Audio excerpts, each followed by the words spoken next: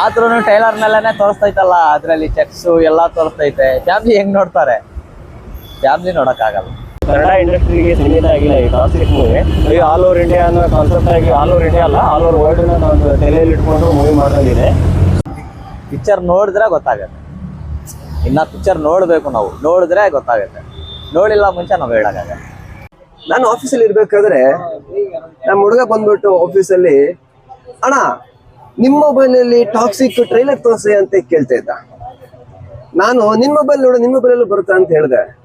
ಅವ್ನಿಗೆ ಕನ್ಫ್ಯೂಸ್ ಆಗ್ಬಿಟ್ಟಿದೆ. ಅದ್ರಲ್ಲಿ ಹಾಕ್ತಾ ಇದ್ದಾನೆ ಟಾಕ್ಸಿಕ್ ಬರ್ತಾ ಇದೆ ಟ್ರೇಲರು, ಬಟ್ ಗೊತ್ತಾಗಂಗಿಲ್ಲ ಯಾವುದು ಅಂತ ಹೇಳಿ. ಆ ರೇಂಜಿಗೆ ಟ್ರೇಲರ್ ಇದೆ. ಇದು ಬಾಲಿವುಡ್ ಹಾಲಿವುಡ್ ಟೈಪ್ ಇದೆ ಅಂತ ಹೇಳಿ ಈಗಾಗಲೇ ಎಲ್ರಿಗೂ ಗೊತ್ತಾಗಿದೆ.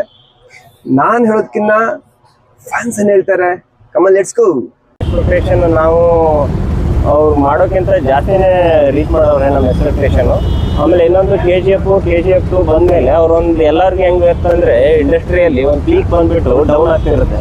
ಬಟ್ ಅವ್ರು ಯಶ್ ಅವ್ರಿಗೆ ಅದು ಯಾಕೋ ಅವರು ಡಿಫ್ರೆಂಟ್ ಅಂತ ತೋರಿಸ್ಬಿಟ್ರು. ಯಾಕಂದ್ರೆ ಪೀಕ್ ಸ್ಟಾರ್ಟ್ ಆಗಿ KGF 2 ಆದ್ಮೇಲೆ ಇನ್ನು ಡೌನ್ಫಾಲ್ ಆಗುತ್ತೆ ಅನ್ಕೊಂಡಿದ್ವಿ.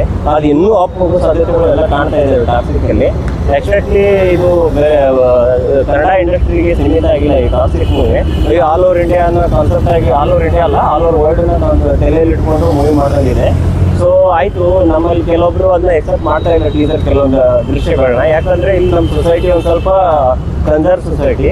ಸೊ ಅದನ್ನ ಒಂದು ಸ್ವಲ್ಪ ಫಿಲ್ಟರ್ ಮಾಡಿ ಇಟ್ಕೊಂಡ್ಬಿಟ್ಟು ಬೇರೆ ಔಟ್ಸೈಡ್ ವರ್ಲ್ಡ್ ಈ ತರ ತೋರಿಸಿದ್ರು ಅಲ್ಲೆಲ್ಲ ಎಕ್ಸೆಪ್ಟಬಲ್ ಜಾಸ್ತಿ ಇದೆ. ಬಟ್ ಓವರ್ ಆಲ್ ಹೇಳ್ಬೇಕಂತಂದ್ರೆ ಮೂವಿ ಮಾತ್ರ ಅಪ್ ಟು ಎಕ್ಸ್ಪೆಕ್ಟೇಷನ್ ಏನ್ ಅನ್ಕೊಂಡಿದ್ರು ಅದಕ್ಕಿಂತ ಜಾಸ್ತಿ ಹೋಗಿದೆ. Over all the movie is very good. We are very eagerly waiting for the movie when it will be released. And ಒಂದ್ ಮಾತ್ರ ಹೇಳ್ತಾ ಇದ್ದೀನಿ, ನಮ್ಮ ಕನ್ನಡ ಇಂಡಸ್ಟ್ರಿಯಿಂದ ಇನ್ನೂ ಹೀರೋಗಳು ಬರೀ ಕನ್ನಡ ಇಂಡಸ್ಟ್ರಿಗೆ ಸೀಮಿತ ಆಗಿರುತ್ತೆ.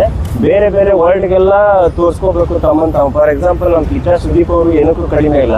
ಅವ್ರು ಏನಕ್ಕೆ ಬರೀ ಕನ್ನಡ ಇಂಡಸ್ಟ್ರಿಗೆ ಲಿಮಿಟ್ ಆಗಿದೆ. ಅವ್ರು ಏನಾದ್ರು ಮಾಡಿದ್ರೆ ಆಯ್ತಾ, ಇಡೀ ಆಕ್ಟಿಂಗ್ ಮಾತ್ರ ಈ ಬಾಲಿವುಡ್ ಅಲ್ಲಿ ಋತಿಕ್ ರೋಷನ್ ಹೇಗಿದಾರಲ್ಲ ಹಾಗೆ ನಮ್ಮ ಕಿಚ್ಚ ಸುದೀಪ್ ಅವರು ಏನಾದ್ರು ಆಕ್ಟಿಂಗ್ ಅಲ್ಲಿ ತುಂಬಾ ಸ್ಕಿಲ್, ಒಂದ್ ಏನಾದ್ರು ಇನ್ವೆನ್ಷನ್ ಮಾಡಿ ತೋರಿಸ್ಬಿಟ್ರೆ ಅವ್ರಿಗೂ ನಮ್ಮ ಕನ್ನಡದಿಂದ ತುಂಬಾ ಅಂದ್ರೆ ಏನಂತಾರೆ ಔಟ್ರೀಚ್ ಸಿಗುತ್ತೆ. ಸೊ ಇದನ್ನೆಲ್ಲ ಒಳ್ಳೆ ಎಕ್ಸ್ಪೆರಿಮೆಂಟ್ ಆಗ್ತಾ ಇದೆ. ಫಾರ್ ಎಕ್ಸಾಂಪಲ್ KD ಸಿನಿಮಾ ಇವ್ರಿಗೆ ಬರ್ತಾ ಇದೆ, ಯಾರು ನಮ್ಮ ಪ್ರೇಮ್ ಅವ್ರದ್ದು ತುಂಬಾ ಚೆನ್ನಾಗಿ ಬರ್ತಾರೆ. ಸೊ ನಮ್ಮ ಇವಾಗ ಕನ್ನಡ ಇಂಡಸ್ಟ್ರಿಗೆ ಬೇರೆ ಡೈಮೆನ್ಷನ್ ಅಲ್ಲಿ ತುಂಬಾ ಅಂದ್ರೆ ಫುಲ್ ವರ್ಲ್ಡ್ಗೆಲ್ಲ ತೋರ್ಸಂಗೆ ಬೆಳೀತಾ ಇದೆ. ಇದರಿಂದ ನಮ್ಮ ಚಿಕ್ಕ ಕಲಾವಿದರಿಗೂ ಇವರು ಎಲ್ಲ ಜನಕ್ಕೂ ಒಂದು ಸ್ವಲ್ಪ ಎಂಪ್ಲಾಯ್ಮೆಂಟ್ ಸಿಕ್ಕಾಗುತ್ತೆ. ಎಲ್ಲರೂ ಅವರು ತಮ್ಮನ್ನು ತಾವು ತೋರಿಸ್ಕೊಡ್ತಾ ಇದ್ದಾರೆ. ಸೊ ಟೋಟಲ್ ಆಗಿ ಹೇಳ್ಬೇಕಾದ್ರೆ Kannada industry is going in very good direction and we are enjoying that movies.